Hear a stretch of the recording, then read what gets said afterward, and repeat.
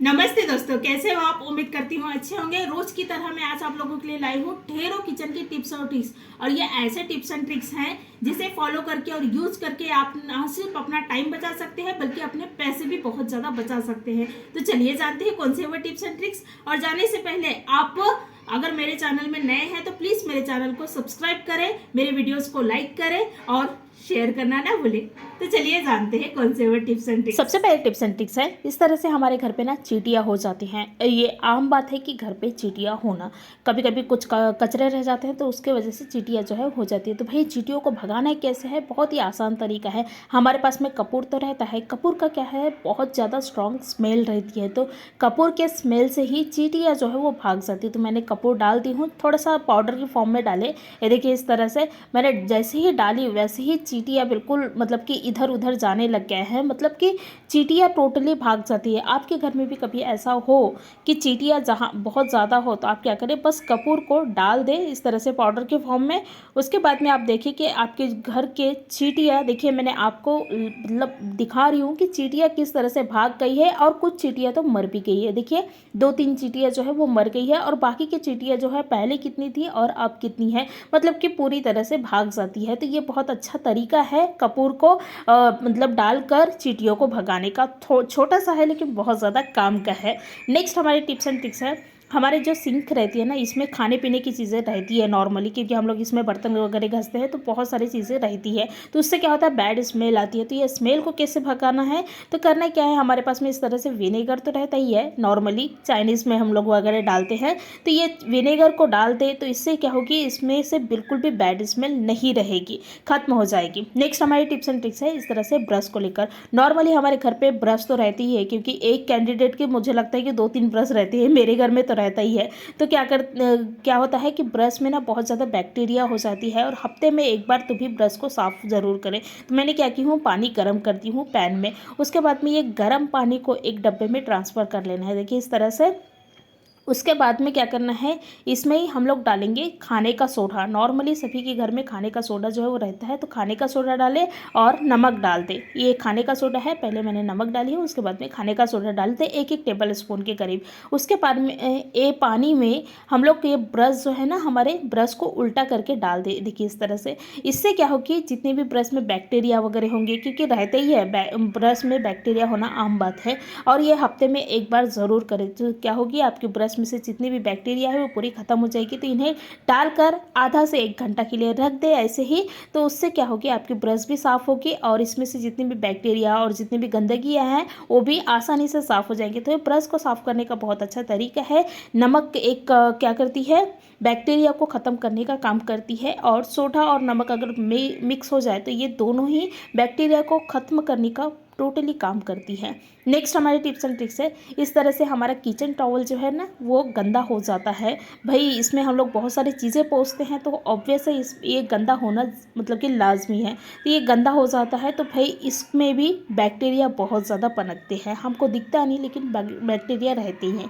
तो आप क्या करें, गर्म पानी ले और गर्म पानी में हम लोग डालेंगे खाने का सोडा। ये खाने का सोडा है, तो ये खाने का सोडा को डाल दे। उसके बाद में इसमें ही डालना है शैम्पू। नॉर्मली सभी के घर पे शैम्पू रहता है, तो वो शैम्पू डाल दे। आप चाहे तो डिश वॉशर भी डाल सकते हैं, उससे भी बहुत अच्छी तरह से क्लीन हो जाती है। तो मैं शैम्पू डाल रही हूँ, शैम्पू से एक अच्छी खुशबू आती है, इसलिए हम लोग शैम्पू डाल रहे हैं। आप चाहे तो डिश वॉशर भी डाल सकते हैं।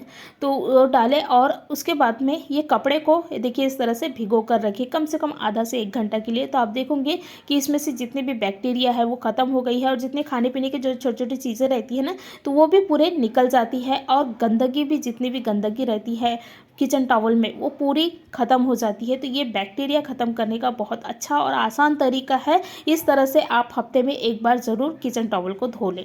नेक्स्ट हमारी टिप्स एंड ट्रिक्स है, ये जो हमारे कुकर का ढक्कन रहता है ना, तो कुकर के ढक्कन के जो सीटी रहता है, सीटी के नीचे में बहुत ज़्यादा खाने पीने की चीज़ें रहती है। तो फिर इनको साफ़ कैसे करना है, ऐसे ही साफ़ नहीं होती, तो इनको साफ़ करने का बहुत अच्छा तरीका है। इस तरह से जो टोमेटो केचप रहता है ना, नॉर्मली जो भी आप टोमेटो केचप इस्तेमाल करते हैं, तो वो टोमेटो केचप को क्या करें, इस तरह से डाल दें। सीटी को निकाल कर इसमें डालना है टोमेटो केचप। उसके बाद में ब्रश की सहायता से आप अच्छी तरह से साफ़ कर ले, तो आप देखोगे कि इसमें जितने भी मतलब कि खाने पीने की भी चीज़ें रहती है, क्योंकि कैसे हम लोग दाल वगैरह बनाते हैं और इसमें फंस जाता है तो इतनी आसानी से नहीं निकलती। लेकिन ये जो टमाटो केचप है इससे ना बहुत ही अच्छी तरह से क्लीन भी हो जाती है, और जितनी भी बैक्टीरिया वगैरह है, जितने भी खाने पीने के जो दाल वगैरह चावल वगैरह रहता है, कभी कभी हम सब्जियां भी बनाते हैं और कभी कभी नॉनवेज भी बनाते हैं तो उसका भी स्मेल जो है वो रह जाता है, तो इससे बहुत अच्छी तरह से साफ़ हो जाती है। आप रबड़ को निकाल कर रबड़ की जगह में भी इस तरह से साफ़ कर लें, क्योंकि यहाँ पर भी रहता है मतलब कुछ कुछ चीज़ें रहती है। तो इस तरह से अगर आप कुकर के ढक्कन को साफ़ करोगे तो आपके जो कुकर के ढक्कन है वो बहुत ही आसानी से, बहुत ही इजीली साफ़ हो जाएगी। अच्छी तरह से ब्रश की सहायता से इन्हें साफ़ कर ले। उसके बाद में मैं आपको धोकर बताऊंगी कितनी अच्छी तरह से मेरी जो कुकर का ढक्कन है वो साफ़ हो गया है। इसमें से पूरे जितने भी चीज़ें थी, दाल चावल या फिर नॉनवेज वगैरह, वो पूरे निकल गए हैं और हमारे जो कुकर है वो क्लीन भी हो गया है। तो ये काम ना हफ्ते में या फिर महीने में एक बार ज़रूर करें।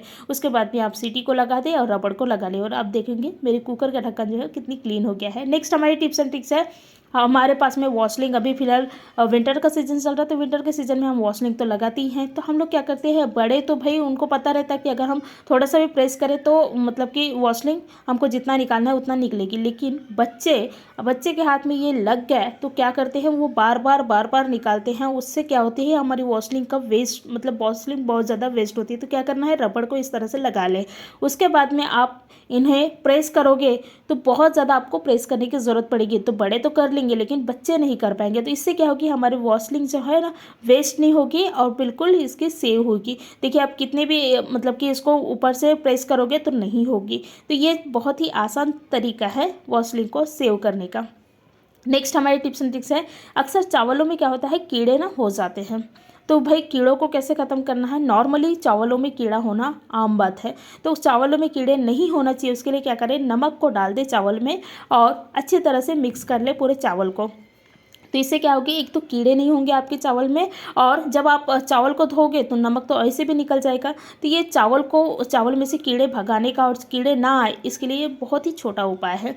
नेक्स्ट हमारे टिप्स एंड ट्रिक्स है, हमारे पास में ब्रश तो इस तरह रहते ही हैं। तो हम लोग ब्रश से बहुत सारे कपड़े साफ़ करते हैं, लेकिन कभी आपने ब्रश को साफ़ नहीं किए होंगे, क्योंकि इसमें भी बहुत सारे बाल वगैरह रहते हैं, बहुत सारे चीज़ें रहती हैं। तो क्या करना है, इस तरह से कांटे वाली चम्मच तो रहती है फॉग, तो इसके सहायता से क्या करें, इनके जितने भी बाल वगैरह है, जितने भी कचरे हैं, तो आप इन्हें साफ़ कर सकते हैं। बहुत ही आसानी से साफ़ हो जाती है ये चम्मच से। तो एक बार महीने में या फिर 2 महीने में एक बार ये काम ज़रूर करें। तो इससे क्या होगी, आपके जो ब्रश है वो अच्छी तरह से काम भी करेगी, और दूसरी बात है जितनी भी इसमें चीज़ें हैं वो आसानी से निकल भी जाएगी। तो बहुत ही आसान तरीका है ये ब्रश को साफ़ करने का। और आप मेरे वीडियो को कौन से शहर से, कौन से गाँव से देख रहे हैं, तो प्लीज़ मुझे गाँव या शहर का नाम जो है वो कमेंट करें, तो मुझे भी पता चलेगा मेरी वीडियो जो है कहाँ कहाँ तक पहुँच रही। और इसमें से कौन सी टिप्स आपको अच्छी लगी तो प्लीज़ मुझे कमेंट करें। धन्यवाद।